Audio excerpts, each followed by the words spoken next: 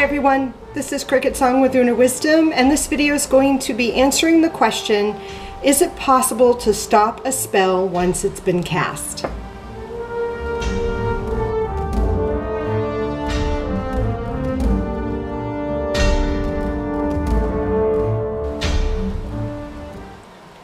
Okay, so you've cast a spell and now you have second thoughts and you want to stop that spell becoming a manifested intention.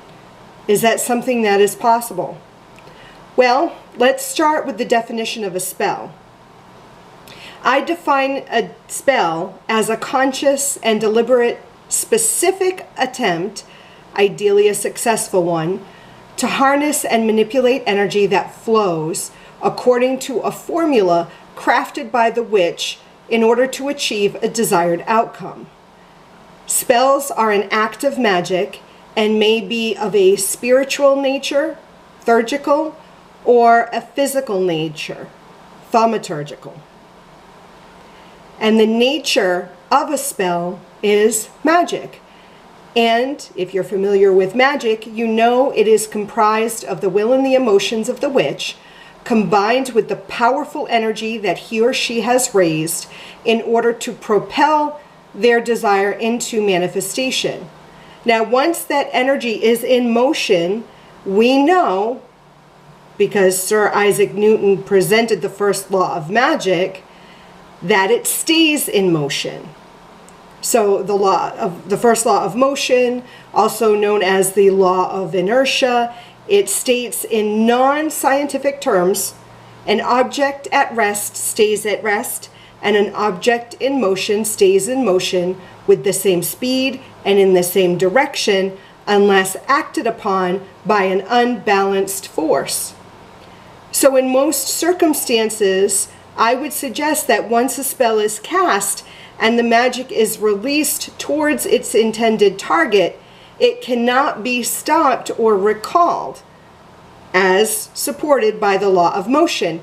However, I do believe that there are instances when it can be suspended, recalled, or reversed. How, right? You're wondering. Well, first we must consider the construction of the spell that has been cast. It's completely in the realm of possibility for the witch to construct a spell with a time frame or a trigger. An example of this that includes a specific time frame might sound something like this. Okay, so I cast the spell on this night underneath the full moon sight. Fill my wallet that is bare. Wealth upon abundance, please do share. Flowing cash is what I need, manifesting with great speed. Before the last day come to pass, make it quick and make it last. This is my will, this is my plea. As I will it, so shall it be. So with the wording of that particular spell, I stated that the cash should manifest before the last day. It should be quick. And if the witch wanted to stop this spell, I would suggest that it might be difficult once it's cast due to the time frame and the force of the intended spell. Now, a spell that includes a trigger might sound something like this. I cast this spell on this night beneath Circe's keen eyesight. With her wisdom I do cast this magic's right, strong and fast. Send to me a lover true, with one green eye and one of blue, a quick wit, a handsome face, steady job, expensive taste, tall and slender, charming too, a voice of honey, with which to woo. On my 31st birthday, and with hardly a word to say, he will walk into my life, and I will be his faithful wife. This is my will, this is my plea, as I will it, so mote it be. Now, the wording of that spell sets a trigger as the 31st birthday, suggesting that even though the spell might be cast while the witch was 19, the spell will not manifest until she reached her 31st birthday.